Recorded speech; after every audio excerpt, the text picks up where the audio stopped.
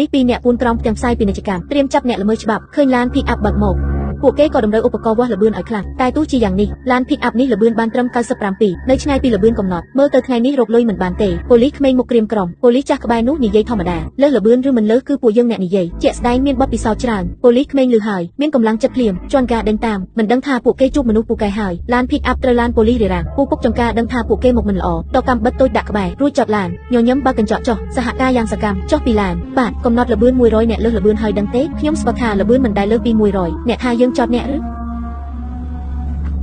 សូមមើលបានបើកបរអ្នកបន្តិចបានទេពូពុកចង្ការបែរចូលឡានលោកដៃទៅរកកាំបិតលើកៅអីតែចុងក្រោយក៏ដកបានបើកបរចេញប៉ូលីសក្មេងញញឹមចេញបានពីណីឃើញពូពុកចង្ការធ្វើមុខមិនពេញចិត្តប៉ូលីសចាស់ជាដាក់គាត់ពូពុកចង្ការឃើញបែបនេះក៏ញញឹមតបតែគ្មានអ្នកណាកត់សម្គាល់ពេលពួកគេបែរក្នុងចេញទៅទឹកមុខពូពុកចង្ការក៏ប្រែភ្លាមសម្លឹងមើលកាំភ្លើងក្នុងឡានឯប៉ូលីសដែលចេញទៅនៅតែសប្បាយចិត្តនឹងទង្វើរបស់ខ្លួនមិនដឹងខ្លួនថាគ្រោះថ្នាក់កំពុងមកដល់ក្រោយសំឡេងកាំភ្លើងប៉ូលីសក្មេងត្រូវបាញ់ក្បាលស្លាប់ភ្លាមឡានប៉ូលីសដែលបាត់បង់ការគ្រប់គ្រងបើកទៅមកធ្លាក់ជ្រោះកាត់ជាធ្លាយចុះធំស្មានតែពូពុកចង្ការចាក់ចេញភ្លាមនឹកស្មានមិនដល់គាត់ផ្លុំកញ្ចែដើរយឺតទៅរកឡានប៉ូលីសតាមពិតគាត់ចង់បំផ្លាញផុសតាងបង្កើន collagen ឲ្យរាងកាយដោយប្រើប្រាស់ជាមួយនឹងយាសកា collagen tripeptide ដែល collagen នេះគឺជា collagen មួយប្រភេទដែលមានកម្រិត mg ខ្ពស់រហូតដល់ 48000 mg ហើយជាពពួក collagen tripeptide collagen ពពួក tripeptide នេះគឺជា collagen មួយប្រភេទដែលវាមានសមត្ថភាពនិងប្រសិទ្ធភាពខ្ពស់ខ្លាំងជាងគេបើធៀបទៅនឹងប្រភេទ collagen ទូទៅ molecule តូចៗដែលមាននៅក្នុង collagen យាសកា tripeptide មានសមត្ថភាពខ្ពស់ក្នុងការជ្រាបចូលសារពាង្គកាយរបស់យើងបានល្អខ្លាំងមែនទែនជាហេតុធ្វើឲ្យអ្នកដែលបានញ៉ាំជាមួយនឹង collagen យាសកា tripeptide នេះហើយគឺទទួលបានស្បែកដែលមានសំណើមមានជាតិទឹកកាត់បន្ថយនៅបញ្ហាជ្រៅជ្រោយនៅលើស្បែកស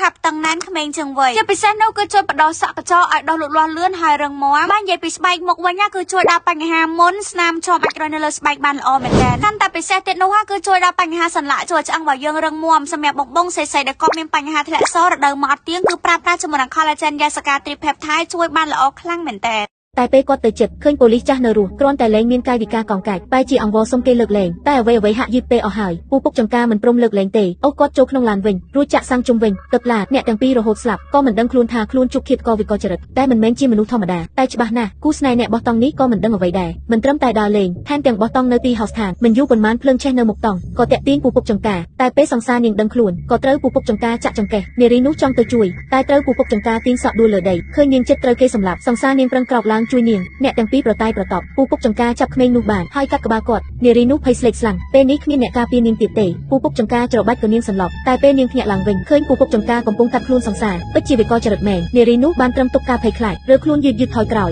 លួចលូនចេញតាមព្រៃតូចឃើញនាងបាត់ខ្លួនពូពុកចង្ការមិនភ័យទេតែជាញញឹមយ៉ាងពេញចិត្តរួចបើកឡាន pick up ដេញតាមពីក្រោយនាងមិនលែងឃើញចិត្តត្រូវគេចាប់នារីនោះឆ្លាតវៃប្រើដើមឈើបាំងពីព្រៃម្ខាងរត់ឆ្លងទៅផ្លូវម្ខាងទៀតយ៉ាងលឿនរួចផុតពីក្រសែភ្នែកពូពុកចង្ការបណ្ដោះអាសន្នសំណាងល្អមានឡានមួយបើកកាត់ម្ចាស់ឡានចិត្តល្អជួយនារីចម្លែកនេះតែការសម្រេចចិត្តនេះធ្វើឲ្យខ្លួនឯងជួបគ្រោះថ្នាក់តែមិនទាន់បានសួរនាំពូពុកចង្ការបើកឡានមកដេញតាមអ្វីដែលនឹកស្មានមិនដល់រាំងឡស្រាប់តែរត់មិនទាន់ឡានដឹកជ្រូកឡានទាំងពីរប្រណាំងគ្នាបុរសនោះបត់ចង្កូតយ៉ាងលឿនបង្ខាំងឡានដឹកទំនិញតែខ្លួនឯងស្ទើររបបដើមឈើឃើញគេកាន់កាំភ្លើងដើរចេញមកបុរសនោះប្រញាប់អន់ចុះតែបែរខ្លួនឃើញនារីនោះត្រូវគ្រាប់ស្លាប់បុរសនោះភ័យខ្លាចបើកឡានរត់គេចរហូតដល់ភ្លឺទើបហ៊ានចុះពីឡានរៀបចំសាកសពនារីនោះសុំទោសតែពេលគាត់បើកឡានម្ដងទៀតបែរជាដឹងថាខ្លួនវង្វេងផ្លូវអស់សង្ឃឹមបុរសនោះត្រូវរារាំងឡានសួរផ្លូវខំប្រឹងមួយសន្ទុះចាប់បានឡានមួយតែឡានដឹកទំនិញមកចិត្តទើបដឹងថាជាពូពុកចង្ការដេញតាមពិតអ្នកបើកបរត្រូវគេសម្លាប់បុរសនោះមិនស្ទាក់ស្ទើរបើកឡានរត់ភ្លាមពូពុកចង្ការតាមជាប់ពុកឡានបុរសនោះមិនឈប់តែអ្វីដែលកាន់តែអាក្រក់សាំងឡានក៏ចិត្តអស់តែពូពុកចង្ការមិនព្រមលែងបុរសនោះខំមាត់ជន់ការឡើងចំណោទតិចផុតពីការឡោមព័ទ្ធពូពុកចង្ការតែមិនទាន់ត្រេកអរផងឡានក៏បែកកង់បាត់ការគ្រប់គ្រងស្ទើរធ្លាក់ភ្នំឯពូពុកចង្ការបើកមុខយ៉ាងលឿននេះជាលើកទី1រាំងឡរងគ្រោះធ្ងន់វាត្រូវឡានដឹកទំនិញបង្ខាំងជាប់កិនយ៉ាងខ្លាំងចុងក្រោយធ្លាក់ចុះពីលើភ្នំ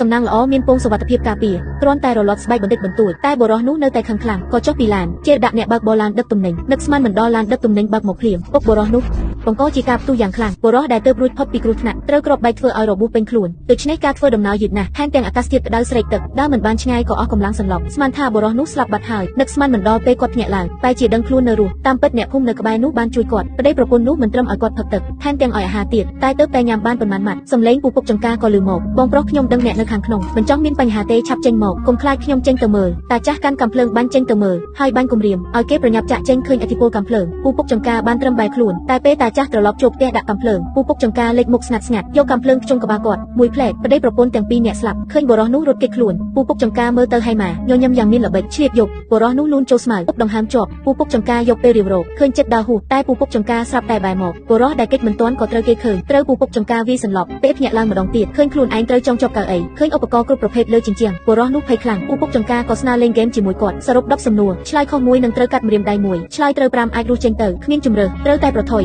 តែបុរសនោះពិតជាចេះដឹងសមជានិស្សិតប្រវត្តិសាស្ត្រឆ្លើយត្រូវ3សំណួរមកតែទោះបីជាយ៉ាងនេះពូពុកចង្ការចង់កាត់ម្រាមដៃគាត់ទោះសំណួរទី4ឆ្លើយត្រូវតែពូពុកចង្ការបដិសេធព្រោះតែមិនចូលចិត្តចម្លើយគាត់បុរសនោះត្រូវកាត់ម្រាមដៃមួយដោយសារជាចាប់ខ្លាំងក៏ឆ្លើយខុសម្រាមដៃក៏ត្រូវកាត់មួយទៀតពេលនេះគាត់យល់ច្បាស់ហើយថាតាចាស់នេះមិនមានសិលធម៌ទេបន្តទៀតលទ្ធផលមានតែស្លាប់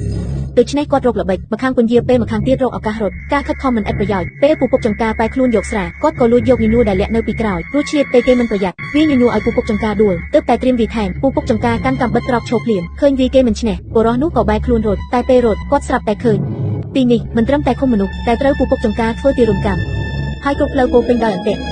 តែមិនបានគិតច្រើនគាត់ចង់តែរត់ចេញឲ្យលឿនតែចុងក្រោយក៏ត្រូវពូពុកចង្ការចាប់បានតែចម្លែកគឺលើកនេះពូពុកចង្ការមិនបានសម្លាប់គាត់ទេពេលបុរសនោះភ្ញាក់ឡើងម្ដងទៀតឃើញខ្លួនឯងត្រូវគេបោះលើផ្លូវក្រុងគាត់ប្តឹងប៉ូលីសរៀបរាប់រឿងខ្លួនតែគ្មានអ្នកណាម្នាក់ជឿបែរជាត្រូវគេចាត់ទុកជាមនុស្សឈួតចំណែកពូពុកចង្ការនៅតែមានសេរីភាពបន្តសម្រាប់អ្នកទេសចរនៅអូស្ត្រាលីដែលជាសោកនាកម្មដ៏រន្ធត់ក្នុងប្រវត្តិសាស្ត្រ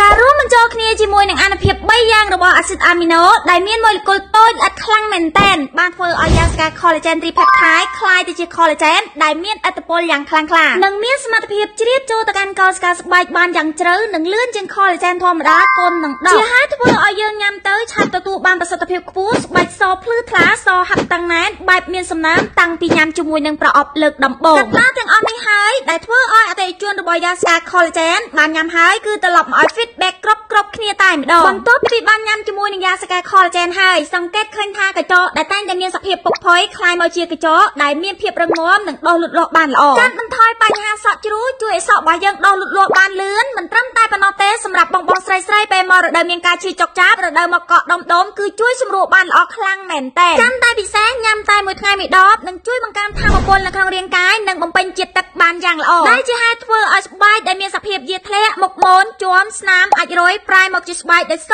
ភ្លឺទន់មាត់អាឡងនិងសហាក់តឹងណែនបែបធម្មជាតិក្នុងការញ៉ាំជាមួយនឹងយ៉ាសកា collagen tripeptide ដែលមានកម្រិត mg ខ្ពស់រហូតដល់ 48000 mg គឺជាជម្រើសដ៏ល្អសម្រាប់សុខភាពនិងសម្រស់ឲ្យកាន់តែក្មេងជាងវ័យ